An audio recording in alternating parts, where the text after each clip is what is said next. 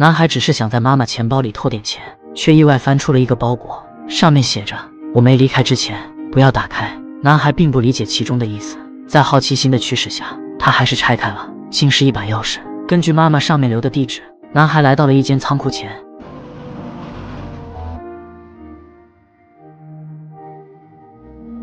看着面前的阴影，男孩不明所以，直到看到写有生日祝福的卡片。这个是19岁生日的礼物，还有26岁的。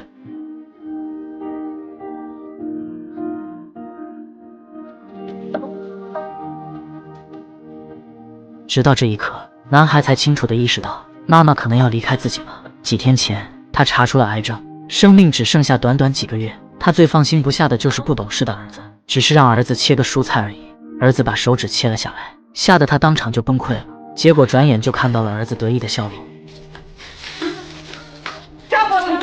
可无论他如何生气，被宠坏的儿子都不会害怕。他已经习惯了以激怒妈妈为乐，直到某一天，他终于得知了母亲的病情时，才为现在的所作所为感到深深自责。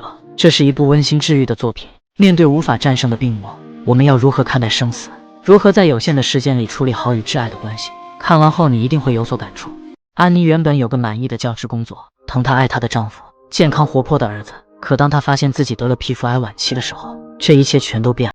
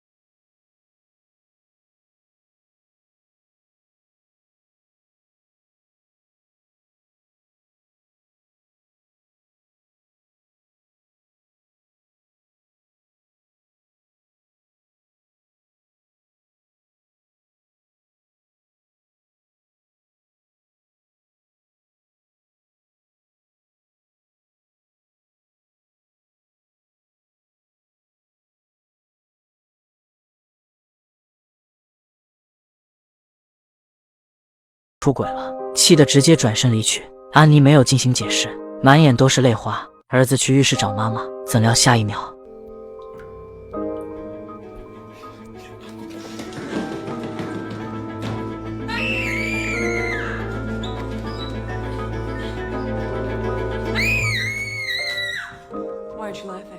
原来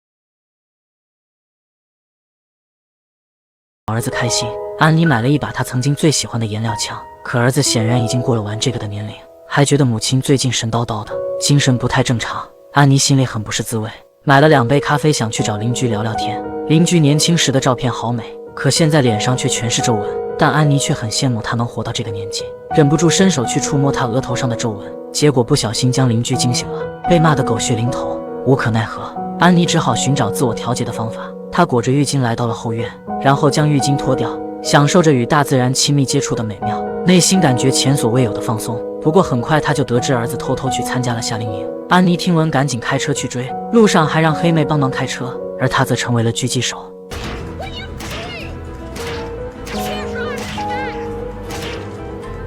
车子终于停了，安妮赶紧劝说儿子留在家陪她过个暑假，可儿子只觉得她是神经病。好在黑妹忽然出马了。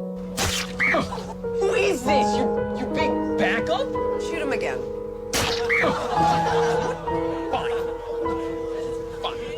虽然儿子回家后对她更加爱答不理，但只要能天天看见他，安妮就无比满足。毕竟现在能看到儿子的时间已经所剩无几了。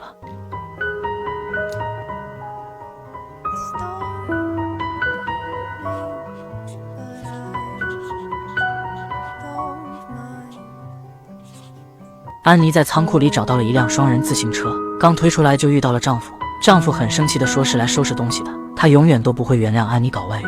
安妮没有进行解释，只是看着一路都在掉衣服的丈夫有些搞笑，低头发现了邻居家的狗，赶紧给他送回去。她想和儿子一起骑着双人自行车去兜风，就像几年前那样，可儿子却不耐烦地说他已经长大了，这种幼稚的行为很丢脸，然后无情地转身离去。安妮觉得自己郁闷极了，于是找了一个病者交流会。大家都说癌症不是灾难，而是上天赐给他们的礼物，因为有了癌症，他们变得更加爱自己和家人。可安妮却完全不赞同这种说法，她一点都不想要这种狗屁礼物，她只想和家人永远在一起。于是受不了这种虚伪又诡异氛围的她，只能立刻离去。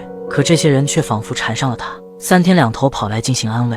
安妮不但没感受到慰藉，反而害怕他们暴露了自己得癌症的事实。这几天最值得开心的事，就是弟弟找了女朋友，看着2人幸福的样子，安妮露出了发自内心的笑容。第2天早上醒来，发现邻居家的狗竟在自己的卧室。安妮去送狗的时候，正巧遇到了丈夫乔治再次来请求复合，还说没有他自己根本活不下去。安妮内心无比感动，却依旧嘴硬的没有答应复合。因为一次次送狗，她和邻居的关系缓和了许多。每天下班后，安妮都会找黑妹聊一聊，因为她发现黑妹如此叛逆且暴饮暴食，是心理出现了问题。她想在去世前让黑妹恢复健康的生活状态，晚上还邀请她到家里做客。一同来的还有弟弟和他女朋友。当黑妹得知安妮的儿子每天都待在自己卧室，不愿和安妮有任何交流时，黑妹直接冲进了她卧室。Your mother made a goddamn meal for you, and it might be shitty and made with intestines, but she did it. Now she's catching all the shit for it. So you get your skinny ass downstairs because everybody else is old and freaking me the fuck out. Now! 安妮实在不敢相信，黑妹居然是自家儿子的克星。看着面前这2对幸福的样子，她觉得无比满足。只是不知为何，邻居家的狗狗又偷偷来到她身旁。她以为狗狗只是单纯喜欢她而已，也就没管那么多。看着弟弟和女友骑着双人自行车离去的样子，安妮满眼都是祝福。这天她刚回到家，竟发现有人用贝壳摆了一条通道，她一步步走了进去，看到丈夫正坐在一个沙堆上。她说想帮安妮回忆起10几年前那个美好的家人。丈夫甚至还单膝下跪，对安妮进行了深情告白，想借此重归于好。可安妮却一点都不觉得感动，她在意的只是这堆烂摊子等会儿自己得收拾多久。丈夫指责安妮扫兴不解风情，安妮连解释的心情都没有。她本想开车离去，怎料不小心撞倒了邻居家的狗。邻居去医院找到了安妮，但她没有问狗的死活，而是问安妮怎么了。她说狗狗能闻出癌症的味道，她丈夫当初得了癌症，狗狗也是整天对她形影不离，和现在对安妮的态度一模一样。安妮有些傻眼了，但同时心里也松了一口气，因为她终于有一个可以倾诉的人了。人都有生老病死，不必害怕，也不必美化，只是坦然面对和接受。说起来简单，又有多少人能做到？